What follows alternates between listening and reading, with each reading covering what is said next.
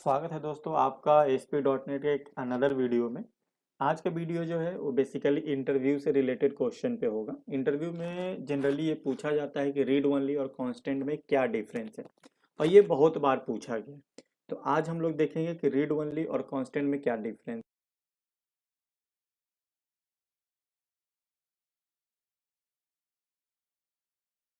है। बेसिकली देखिएगा आप, तो रीड ओनली और कांस्टेंट दोनों का बेसिक फंक्शन एक ही है, वेरिएबल को एज अ कांस्टेंट डिफाइन करने की। अगर दोनों का फंक्शन सेम है तो फिर ये दो अलग अलग वेरिएबल क्यों बनाए गए, इसको हम लोग देखेंगे प्रोग्राम के माध्यम से, फिर आगे थ्योरी पार्ट देखेंगे। चलिए हम लोग दो वेरिएबल डिक्लेयर करते हैं, एक कांस्टेंट और दूसरा रीड ओनली। कांस्टेंट डिक्लेयर करने के लिए कॉन्स्ट कीवर्ड होता है। एक वेरिएबल बना लेते हैं सेंटीमीटर टू मीटर के नाम से, इसका वैल्यू इनिशियलाइज कर देते हैं 100। और एक हम लोग वेरिएबल बनाते हैं रीड ओनली नाम का, वेरिएबल का नाम पाई ले लेते हैं, इसका वैल्यू हम लोग डाल लेते हैं 3.4। ठीक है, ये दो वेरिएबल है जिसका कि डिक्लेरेशन किए हम लोग और दोनों का वैल्यू को इनिशियलाइज कर दिए। मेन फंक्शन में आते हैं और इसको हम लोग मॉडिफाई करने की कोशिश करते हैं। सबसे पहले कांस्टेंट को मॉडिफाई करते हैं, इसको 101 करते हैं। देखिए यहाँ पे एरर आ रहा है।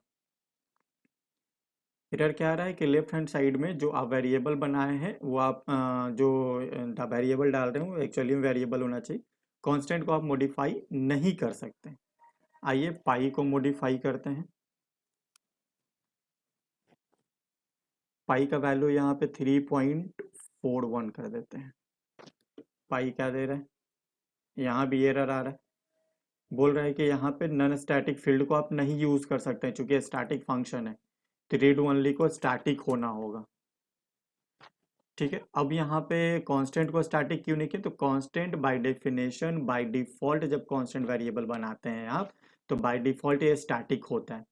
जैसे ही आप कांस्टेंट वेरिएबल डिक्लेयर करते हैं तो आईएल कोड में जाकर ये ऑटोमेटिक डिक्लेयर हो जाता है और एक सिंगल कॉपी को शेयर किया जाता है। तो बाय नेचर कांस्टेंट वेरिएबल जो है वो आपका स्टैटिक होता है, इसलिए यहाँ पे स्टैटिक डिफाइन करने की जरूरत नहीं है। अगर आप यहाँ पे स्टैटिक करते भी हैं तो यहाँ पे एरर मैसेज आएगा आपको। क्या एरर मैसेज आ रहा है कि कांस्टेंट को आप can not be mark static, तो बाय डेफिनेशन बाय डिफॉल्ट ये कांस्टेंट ही होता है। पाई को यहाँ पे हम लोग रीड ओनली को स्टैटिक डिक्लेयर कर दिए। अब देखिए एरर मैसेज क्या आ रहा है, बोल रहा है कि static read only field can not be assigned, मतलब कि इन दोनों को मॉडिफाई नहीं कर सकते। तो फिर क्वेश्चन वही है कि फिर डिफरेंस क्या हुआ, दोनों को इनिशियलाइज किए और दोनों को मॉडिफाई नहीं कर सकते हैं। अब यहाँ पे आइए एक बेसिक छोटा सा डिफरेंस है वो देखिए, ये दोनों को हटाते हैं। रीड वन ये कांस्टेंट जो है ये आपका कंपाइल टाइम कांस्टेंट है।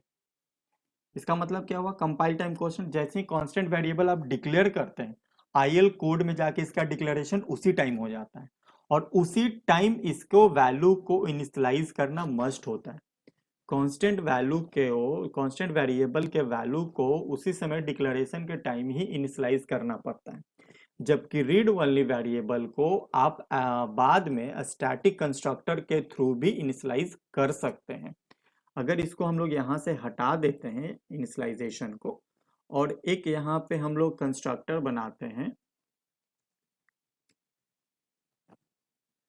इस कंस्ट्रक्टर के अंदर आते हैं और यहाँ पे वैल्यू को इनिशियलाइज करते हैं 3.41, तो कोई एरर नहीं है। लेकिन यहाँ पे आप इसको इनिशियलाइज करेंगे तो फिर से वही एरर है।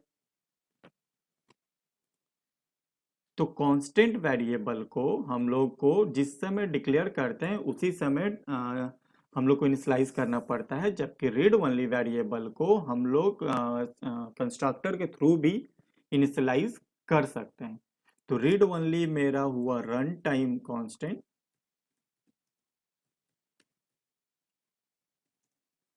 और ये हमारा कांस्ट जो है वो कंपाइल टाइम कांस्टेंट हुआ, या एब्सोल्यूट कांस्टेंट भी बोल सकते हैं। जैसे कि आप, अब क्वेश्चन ये है कि किस तरीके के वेरिएबल को हम लोग कांस्ट डिफाइन करें और किस तरीके का वेरिएबल को रीड ओनली डिफाइन करें।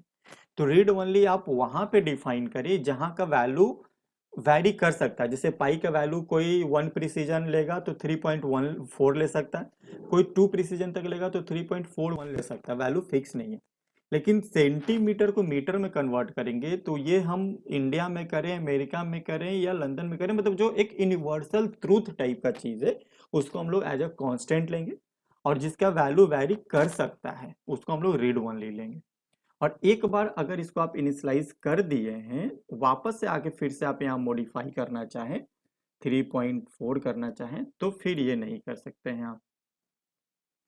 यहाँ पे लिखा हुआ भी है कि आप इसको इनिशियलाइज केवल स्टैटिक कंस्ट्रक्टर के थ्रू कर सकते हैं। तो ये एक बेसिक डिफरेंस था हमारा कांस्टेंट और रीड ओनली में। कांस्टेंट हमारा कंपाइल टाइम कांस्टेंट है और रीड ओनली मेरा रन टाइम कांस्टेंट है, जो कि इंटरव्यू में बराबर पूछा जाता है।